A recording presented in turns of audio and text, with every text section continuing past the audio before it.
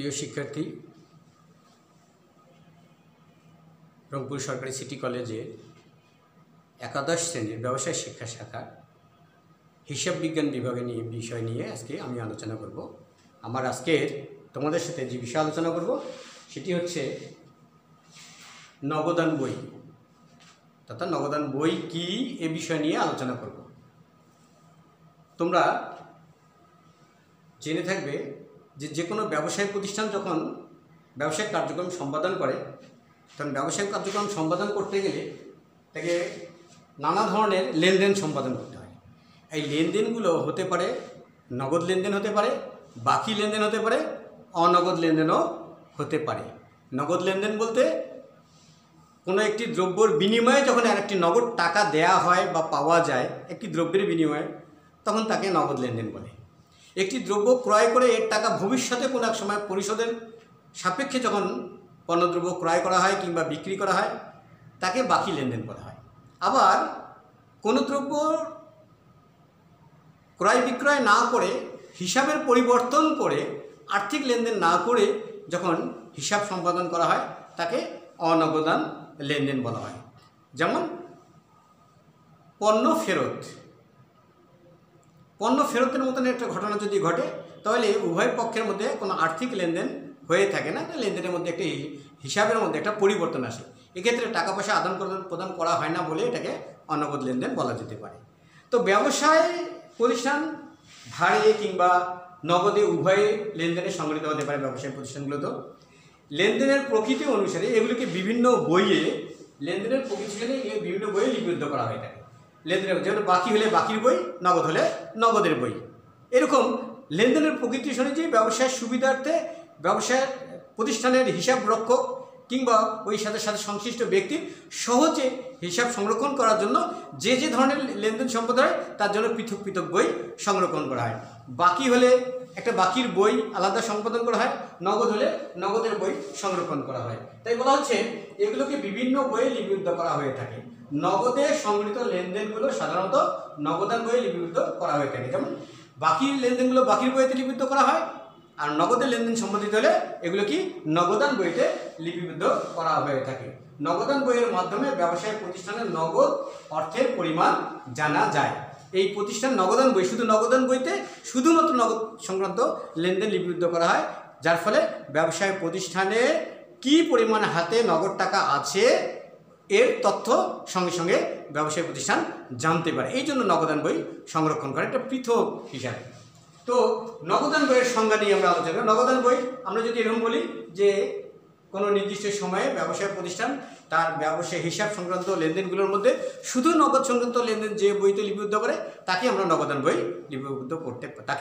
বই বলতে পারি। আবারও বলি, একটা নির্দিষ্ট সময় শেষে ব্যবসায়িক প্রতিষ্ঠানসমূহ তার ব্যবসায়ে শুধুমাত্র নগদ সংক্রান্ত লেনদেনগুলো যে হিসাবের বইতে লিপিবদ্ধ করে রাখে তাকে আমরা নগদান বই বলে থাকি। তো নগদান বই সম্পর্কে আমি কয়েকটি ডিফিনিশন তোমাদের দিতে চাই।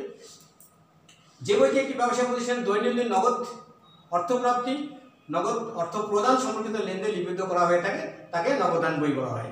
এখানে আরও বলা হচ্ছে যে যদি কোনো প্রতিষ্ঠানে দৈনন্দিন যে নগদ টাকা পাওয়া যায়, অর্থপ্রাপ্তি মানে নগদ টাকা পাওয়া যায় এবং নগদ টাকা প্রদান করা হয়, এই সম্পর্কিত কোনো লেনদেন যে বইয়ের লিপিবদ্ধ করা হয় তাকে নগদান বই বলা হয়। নগদান বইয়ের বাম দিককে ডেবিট এবং ডান দিককে ক্রেডিট বলা হয়। নগদান বইয়ের একটা ছক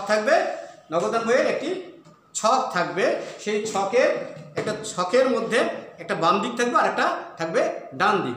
এই বাম দিককে বলা হয় ডেবিট এবং ডান দিককে বলা হয় ক্রেডিট। এটা আমরা প্র্যাকটিক্যাল আগামী ক্লাসে হয়তো পরবর্তীতে দেখব, ডেবিট এবং ক্রেডিট। এই বইয়ের ডেবিট দিকে সকল প্রকার নগদ প্রাপ্তি এবং ক্রেডিট দিকে সকল প্রকার নগদ প্রদান সম্পন্ন লিপিবদ্ধ করা হয়। ধরা গেল তোমাদের একটা খাতা আছে, খাতার দুটো পাতায় একটা বাম দিক একটা ডান দিক। বাম দিকে যে তথ্যগুলো লেখা হবে সেটা শুধু নগদ প্রাপ্তি সম্পর্কে এবং ডান দিকে যে তথ্যগুলো লেখা হবে শুধু নগদ প্রদান সম্পর্কে। শর্ত হচ্ছে শুধু নগদ সংক্রান্ত, আর অন্য কিছু নয়। নগদান বইকে অনেকে জমা খরচের বই বলে অভিহিত করে থাকেন। এই নগদান বইকে কেউ বলে জমা খরচের বই। জমা মানে কি খাতে টাকা পাওয়া গেলো, কত টাকা জমা হলো তাই, এবং কোন খাতে কত টাকা ব্যয় হলো, নগদ ব্যয় হলো, সেই জন্য এটাকে বলা হয় জমা খরচের বইও অনেকে বলে থাকেন। নগদান বই সাধারণত ডেবিট উদ্বৃত্ত প্রকাশ করে। নগদান বই সবসময় ডেবিট উদ্বৃত্ত প্রকাশ করে। ডেবিট মানে জমা, ডেবিট মানে এখানে নগদান জমা, আর ক্রেডিট মানে খরচ। জমা চেয়ে খরচ কখনোই বেশি হতে পারে না। তুমি তো ধরে নাও তোমার কাছে 10 টাকা আছে, তুমি 10 টাকার বেশি কত টাকা খরচ করতে পারবে? 10 টাকার বেশি সর্বোচ্চ 10 টাকায় খরচ করতে পারবে, 9 টাকা খরচ করতে পারবে, কিন্তু 10 টাকা থেকে 11 টাকা কখনো খরচ করা যাবে না। যদি 1 টাকা খরচ হয় সেটা বাকি, নগদ সম্ভব নয়, কারণ তোমার পকেটে 10 টাকাই আছে। তাহলে নগদ খরচের জমার চেয়ে বেশি খরচ কখনোই করা যায় না। তাই নগদান বইয়ের জমার চেয়ে খরচ যেহেতু বেশি হয় না, জমা বেশি হবে, খরচ কম হবে। জমা থেকে খরচ বাদ দিয়ে যে টাকা থাকে সেটাকে নগদ উদ্বৃত্ত। দেখা গেল তোমার কাছে 10 টাকা আছে, তুমি 9 টাকা খরচ করেছো, তা তোমার উদ্বৃত্ত কত, জের কত? তোমরা মোবাইলে ব্যালেন্স দেখো, এত কত মিনিট 20 টাকা মোবাইলে ব্যালেন্স ভরিয়েছো, ওখানে কথা বলার পর তুমি সঙ্গে সঙ্গে দেখো তোমার কত টাকা ব্যালেন্স আছে। তার মানে জমা থেকে খরচ কত হলো, বাকিটা ব্যালেন্স। এই উদ্বৃত্ত হচ্ছে ব্যালেন্স। ব্যালেন্স হচ্ছে ইংরেজি শব্দ, উদ্বৃত্ত হচ্ছে বাংলা শব্দ। উদ্বৃত্তকে আরও একটা ভাষায় আখ্যায়িত করা, এটাকে জেরও বলা হয়, উদ্বৃত্ত বা জের। তাহলে বলা হচ্ছে নগদান বইয়ের সবসময় ডেবিট জের প্রকাশ করবে, অর্থাৎ জমার জের প্রকাশ করবে। নগদ প্রাপ্তি অপেক্ষা নগদ প্রদান কখনোই বেশি হতে পারে। নগদান বইয়ের একটা শর্ত হচ্ছে নগদ পাওয়া চায়, নগদ বেশি কখনোই খরচ হতে পারে না। যত পাওয়া যাবে তত খরচ হবে, বা তার চেয়ে খরচ কম হবে, কিন্তু কখনোই বেশি খরচ হতে পারে না। কখনোই অপেক্ষাকৃত নগদ খরচ বেশি হতে পারে না। এবার আমরা একটি সংজ্ঞা দেখব নগদান বই সম্পর্কে। আমরা যতটুকু আলোচনা করলাম তার থেকে বুঝি যে ব্যবসায়িক প্রতিষ্ঠানে প্রতিনিয়ত যে সমস্ত লেনদেন সম্পাদিত হয়ে থাকে, এই লেনদেনগুলোর মধ্যে শুধুমাত্র নগদ সংক্রান্ত লেনদেন যে হিসাবের বইতে লিপিবদ্ধ করা হয় তাকেই নগদান বই বলা হয়। যে সমস্ত লেনদেন শুধু নগদ সংক্রান্ত লেনদেন যে বইতে লিপিবদ্ধ করা হয় তাকেই নগদান বই বলা হয়। নগদান বই সম্পর্কে আমরা দেখি, দুটি সংজ্ঞা দেখি। Oxford dictionary of accounting, Oxford dictionary of accounting এই গ্রন্থে বলা হয়েছে cash book is a book in which bank cash transaction are recorded. বলা এর মানে হচ্ছে নগদান বই হলো এমন এক ধরনের বই যেখানে ব্যাংকে সম্পাদিত নগদ লেনদেন সমূহ হিসাবভুক্ত করে রাখে। নগদান বই এমন এক ধরনের বই যেখানে ব্যাংকেও কি পরিমাণের টাকা তোমার হিসাব জমা হচ্ছে, খরচ হচ্ছে, সেটাও লিপিবদ্ধ করে রাখা সম্ভব হয়। তাই এইটা হচ্ছে অক্সফোর্ড ডিকশনারির শর্ত হচ্ছে নগদান বই বলতে বোঝানো হচ্ছে নগদান বই হলো এমন এক ধরনের বই যেখানে ব্যাংকে সম্পাদিত নগদ লেনদেন সমূহ হিসাবভুক্ত করে রাখা হয়। এবার দেখি এলসি ক্রোপার, ইনি একজন বিজ্ঞানী, অর্থনীতি হিসাব বিজ্ঞানী, তিনি কি বলছেন। এলসি ক্রোপারের মতে the cash book is the book in which a person writes on enters the sums of money recorded and paid by him. নগদান বই হলো এমন একটি বই যাতে একজন ব্যক্তি তার যাবতীয় নগদ প্রাপ্তি ও প্রদান লিপিবদ্ধ করে রাখে। তাহলে নগদান বইকে এলসি ক্রোপার বোঝাচ্ছে নগদান বই এমন একটা বই যে সেখানে যে কোনো একজন ব্যক্তি তার নগদ কত টাকা পাওয়া গেল এবং কত টাকা খরচ হলো তার হিসাব লিখে রাখতে পারে। তা নগদ প্রাপ্তি এবং নগদ প্রদান সম্বন্ধ বইকেই নগদান বই বলা হয়। এটাই এলসি ক্রোপারের বক্তব্য। সুতরাং দেখা যাচ্ছে আমরা বলতে পারি যে হিসাবের বইতে নগদ পাওয়া এবং নগদ দেওয়া সংক্রান্ত, নগদ প্রাপ্তি এবং নগদ প্রদান সংক্রান্ত লেনদেন লিপিবদ্ধ করা হয় তাকে আমরা নগদান বই বলে থাকি। এখন আসি আমরা নগদান বইয়ের বৈশিষ্ট্য, নগদান বইয়ের বৈশিষ্ট্য নিয়ে আমরা আলোচনা করতে পারি। এবার ফিচার অফ ক্যাশ বুক, বৈশিষ্ট্য। বৈশিষ্ট্য বলতে কি বোঝানো হয়? বৈশিষ্ট্য মানে যার সম্পর্কে বলা হচ্ছে তার কিছু গঠন, তার সম্পর্কে এমন কিছু ধারণা, সেই ধারণাগুলোকে আমরা বৈশিষ্ট্য বলতে পারি। যেমন আমি যদি একটা মানে কিছু ক্লু দেই, কিছু বিষয় বলি যে এই জিনিসটা কাকে বোঝানো হচ্ছে। যেমন ধরা গেল আমি বলতে চাচ্ছি যে একটি প্রাণী বনে বাস করে, তার গায়ে চক্রাবক্রা চিহ্ন আছে, চক্কর বক্কর চিহ্ন আছে, অন্য উচ্চ স্বরে সে চিৎকার করতে পারে, অত্যন্ত হিংস্র প্রাণী, সে অনেক শিকারী ধরে খেতে পারে।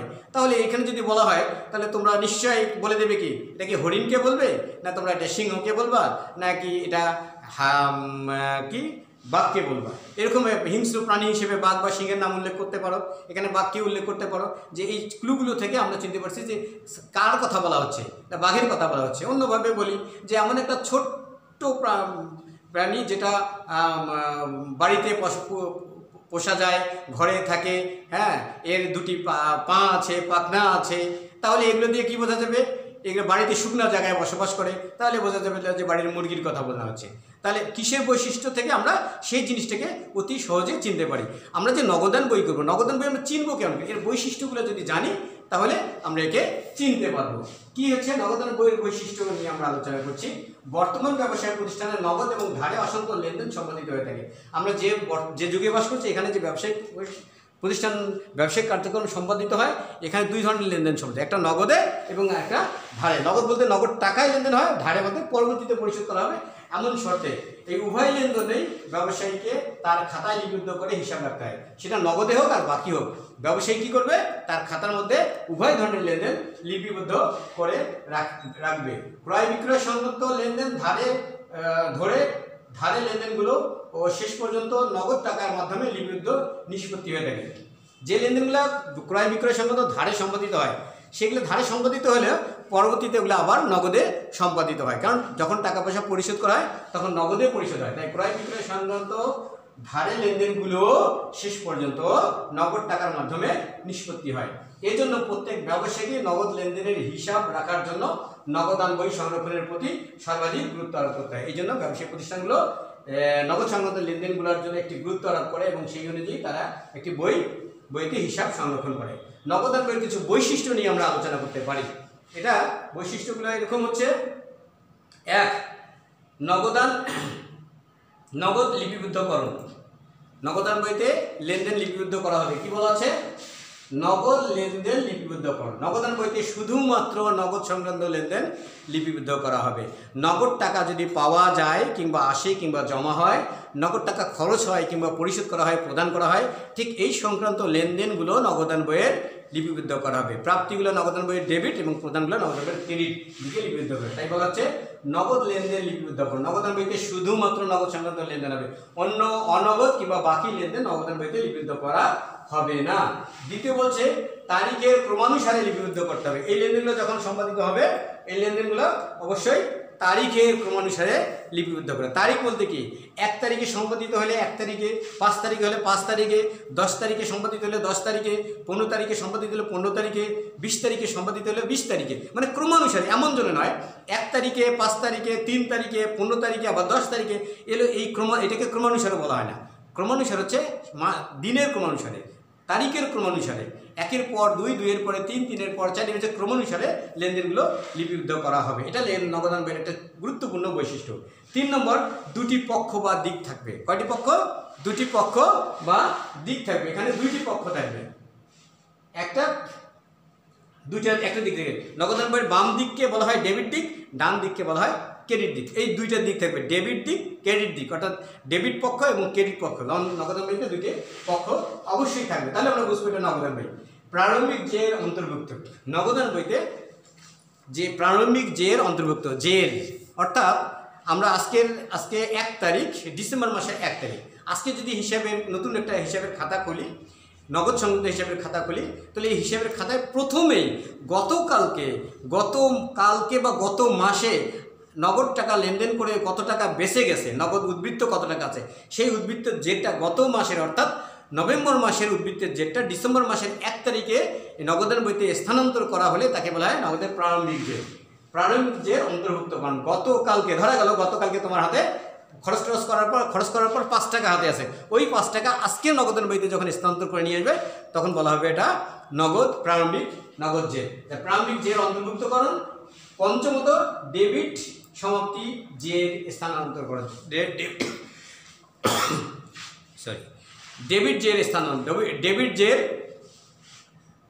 ডেবিট বা সমাপ্তি জের। ডেবিট সমাপ্তি জের অর্থাৎ নগদান বইতে একটু আগে বলা হয়েছিল নগদান বই ডেবিট মানে জমার চেয়ে খরচ কখনোই বেশি হতে পারে না। তাহলে জমার চেয়ে খরচ বেশি না হলে জমার চেয়ে খরচ নিশ্চয়ই কম হবে। জমা যদি 500 টাকা থাকে, খরচ যদি 200 টাকা হয়, তো জের কত থাকবে? জের থাকবে 500 টাকা থেকে 200 টাকা খরচ হলে 300 টাকা। এই 300 টাকায় বেঁচে যাবে। এটা ডেবিট সমাপ্ত জের। এই ডেবিট সমাপ্ত জেরটা মাসের শেষে হিসেবের বইতে উপস্থাপন করা হয়। জাবেদা এবং খতিয়ান উভয়।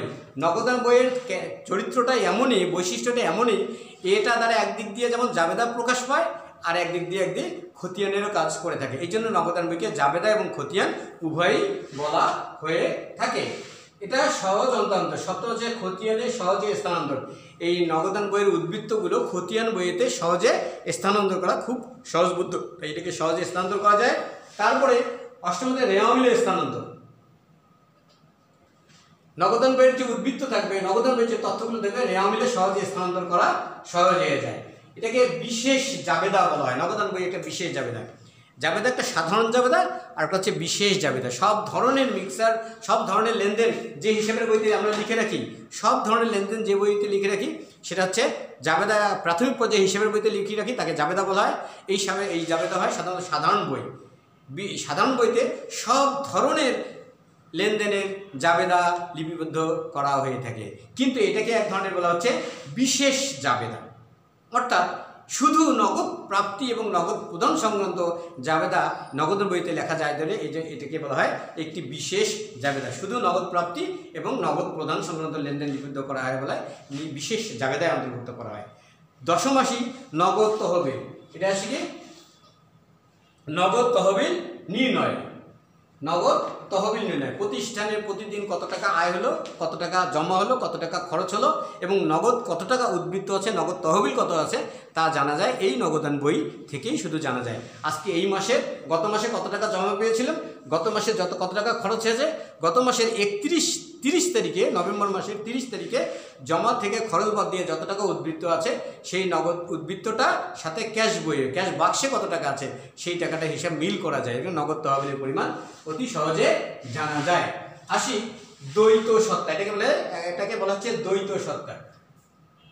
Double entry system of book keeping. হিসাব বিজ্ঞানের সমস্ত লেনদেন কিন্তু দ্বৈত সত্তায় লেনদেনকে লিপিবদ্ধ করা হয়। একটি হিসাবকে ডেবিট আর একটি হিসাবকে ক্রেডিট করে লিপিবদ্ধ করাকে দ্বৈত সত্তায় লিপিবদ্ধকরণ বলা হয়। এবার আসি ব্যাখ্যা প্রদান। কোনো ঘটনা যদি লিপিবদ্ধ করে রাখা হয়, কোনো ঘটনাকে যদি হিসাবের বইতে লিপিবদ্ধ করে রাখা হয়, ঘটনার কিছু সংকীর্ণ ব্যাখ্যা লিখে রাখা দরকার। যদি ব্যাখ্যা লিখে না রাখা যায়, ভবিষ্যতে কোনো লেনদেন সম্পাদিত কী কারণে লেনদেন সম্পাদিত হয়েছে তা মনে রাখা সম্ভব নয়। এই জন্য কোনো লেনদেনের সাথে কিছু ছোট ছোট ব্যাখ্যা লিখে রাখা উচিত। এই নগদান বৈশিষ্ট্য। এবং সর্বশেষ নগদ বার্তা অন্তর্ভুক্ত। নগদান বইতে নগদ বার্তা অন্তর্ভুক্ত হবে। নগদ বার্তা কাকে বলে? নগদ টাকা, যে পরিমাণে নগদ টাকা পাওয়া যায় তার চেয়ে যদি কম টাকা পাওয়া যায় কারো কাছ থেকে, মিস্টার এক্সের কাছ থেকে আমি টাকা পাই 50,000 টাকা।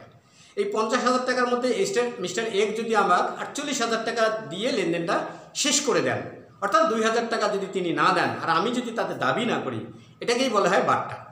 তাহলে যে পরিমাণ টাকা পাওয়া যাবে, নির্দিষ্ট যে পরিমাণ টাকা পাওয়া যাবে বা দেওয়া হবে, তার থেকে যে পরিমাণ টাকা কম পাওয়া যায় বা কম দেওয়া হয় তার জন্য যদি কোনো দাবি না থাকে তাকেই বলা হয় বার্তা।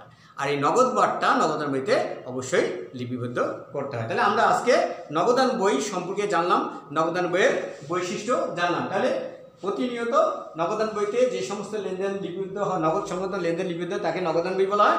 আর নগদান বইয়ের যে চারিত্রিক বৈশিষ্ট্যগুলো দেখলাম সেগুলো কি কি, এগুলো অবশ্যই নগদ লেনদেন লিপিবদ্ধ হবে, তারিখের ক্রমানুসারে লিপিবদ্ধ হবে, এটি দুটি পক্ষ থাকবে, এর প্রারম্ভিক যে অন্তর্ভুক্ত থাকবে, ডেবিট সহজে থাকবে, জাবেদা ও খতিয়ান এটি উভয়ই হবে।